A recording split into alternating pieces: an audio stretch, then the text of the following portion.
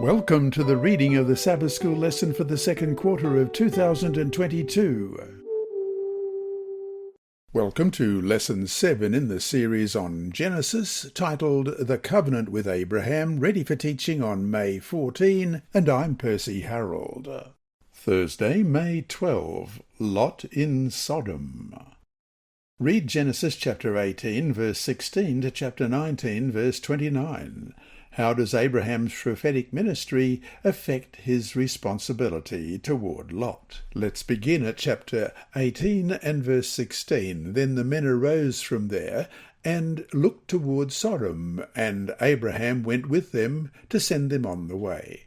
And the Lord said, Shall I hide from Abraham what I am doing, since Abraham shall surely become a great and mighty nation, and all the nations of the earth shall be blessed in him? For I have known him, in order that he may command his children and his household after him, that they may keep the way of the Lord to do righteousness and justice, that the Lord may bring to Abraham what he has spoken to him.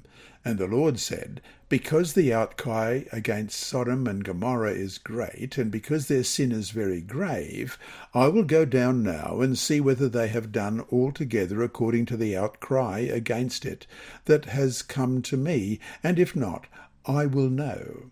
Then the men turned away from there and went toward Sodom, but Abraham still stood before the Lord. And Abraham came near and said, Would you also destroy the righteous with the wicked?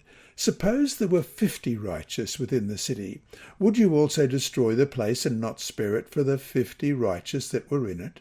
Far be it from you to do such a thing as this, to slay the righteous with the wicked, so that the righteous should be as the wicked? Far be it from you. Shall not the judge of all the earth do right? So the Lord said, If I find in Sodom 50 righteous within the city, then I will spare all the place for their sakes.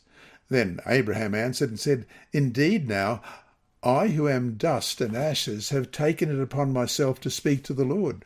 Suppose there were 5 less than the 50 righteous.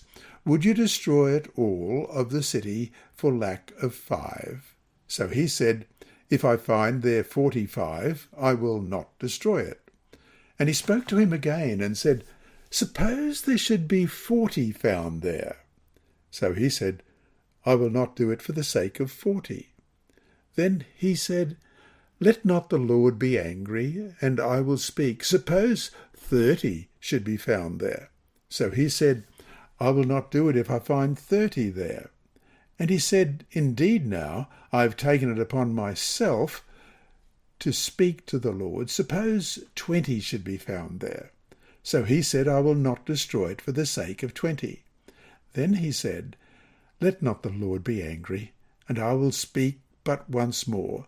Suppose 10 should be found there. And he said, I will not destroy it for the sake of 10. So the Lord went his way as soon as he had finished speaking with Abraham, and Abraham returned to his place. Now the 2 angels came to Sodom in the evening, and Lot was sitting in the gate of Sodom. When Lot saw them, he rose to meet them, and he bowed down with his face toward the ground, and he said, Here now, my lords, please turn into your servant's house and spend the night and wash your feet. Then you may rise early and go on your way. And they said, No, but we will spend the night in the open square. But he insisted strongly. So they turned in to him and entered his house. Then he made them a feast and baked unleavened bread, and they ate. Now, before they lay down, the men of the city, the men of Sodom, both old and young, all the people from every quarter, surrounded the house. And they called to Lot and said to him, Where are the men who came to you tonight? Bring them out to us, that we may know them carnally. So Lot went out to them through the doorway, shut the door behind him, and said, Please, my brethren, do not do so wickedly. See now, I have 2 daughters who have not known a man. Please, let me bring them out to you, and you may do to them as you wish. Only do nothing to these men, since this is the reason they have come under the shadow of my roof. And they said, Stand back. Then they said, This one come in to stay here, and he keeps acting as a judge. Now we will deal worse with you than with them." So they pressed hard against the man Lot, and they came near to break down the door. But the men reached out their hands and pulled Lot into the house with them and shut the door. And they struck the men who were at the doorway of the house with blindness, both small and great, so that they were weary trying to find the door. Then the men said to Lot, "Have you anyone else here, son-in-law, your sons, your daughters, and whomever you have in the city? Take them out of this place, for we will destroy this place, because the outcry against them has grown great before the face of the Lord, and the Lord has sent us to destroy it."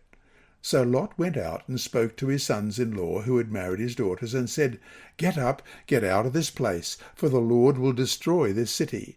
But to his sons-in-law he seemed to be joking. When the morning dawned, the angels urged Lot to hurry, saying, "Arise, take your wife and your 2 daughters who are here, lest you be consumed in the punishment of the city."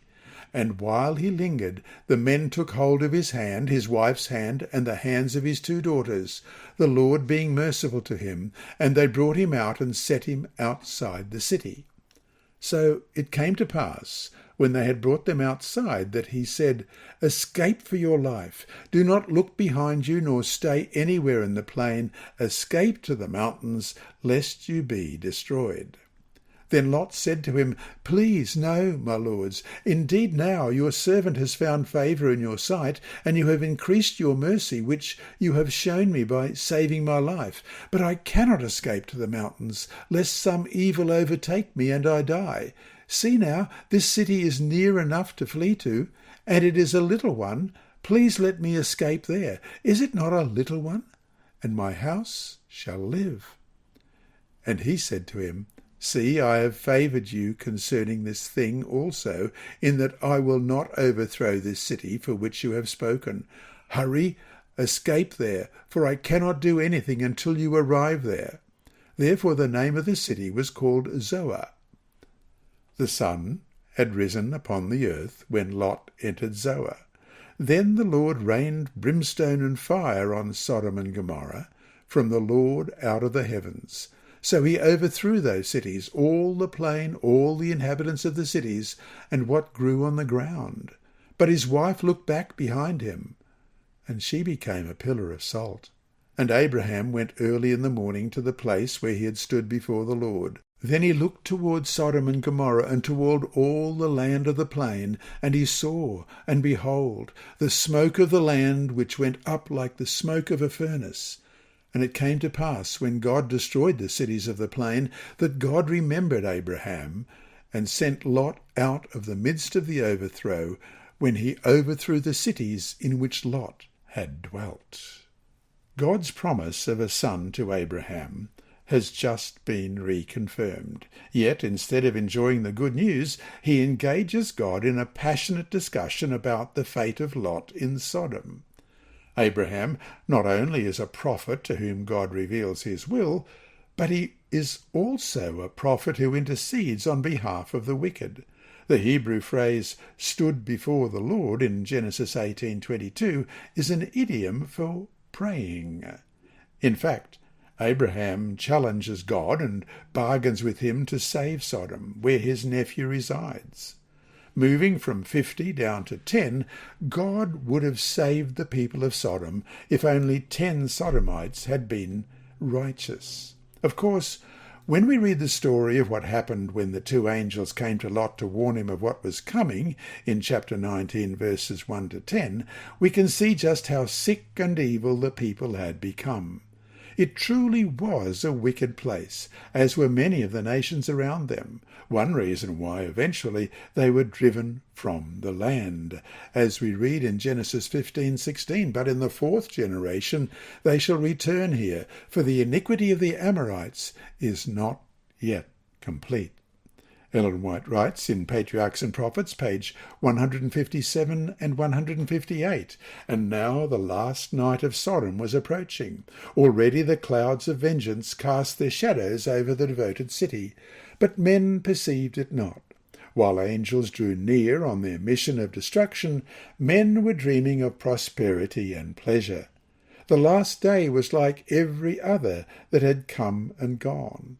Evening fell upon a scene of loveliness and security. A landscape of unrivalled beauty was bathed in the rays of the declining sun.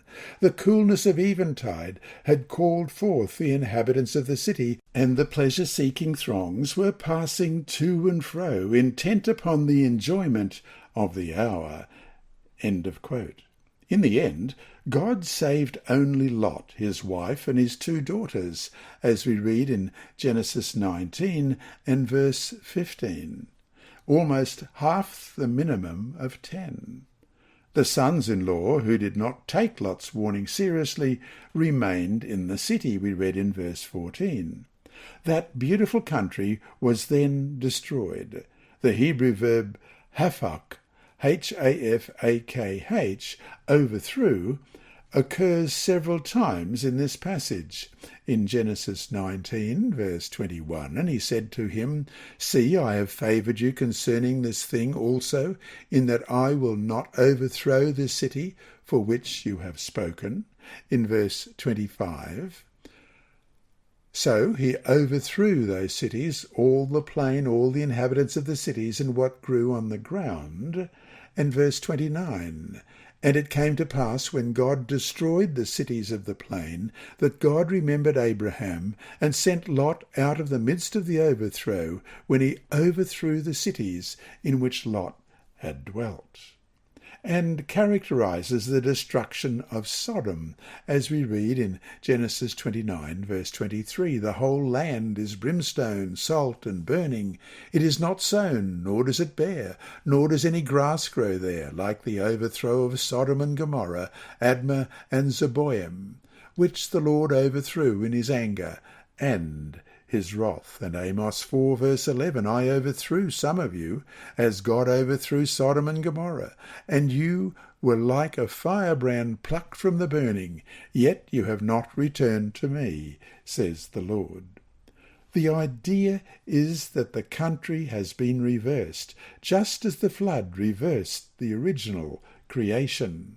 So the Lord said, I will destroy man, whom I have created from the face of the earth, both man and beast, creeping thing, and birds of the air, for I am sorry that I have made them. The destruction of Sodom is a reversal of the Garden of Eden, as you read in Genesis 13:10, and Lot lifted his eyes and saw all the plain of Jordan, that it was well watered everywhere, before the Lord destroyed Sodom and Gomorrah, like the Garden of Eden, like the land of Egypt, as you go toward Zoar.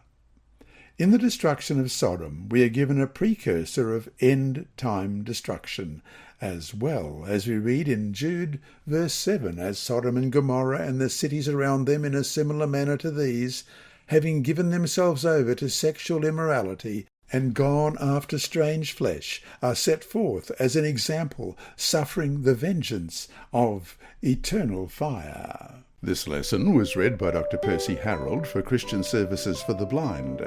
Sponsored by the Sabbath School Department and distributed through Hope Channel Australia, this podcast is also redistributed by Hope Channel Germany, Christian Record Services for the Blind, and It Is Written. It is also available on SoundCloud and through multiple podcast distributors, including Apple iTunes. Remember, God is always faithful.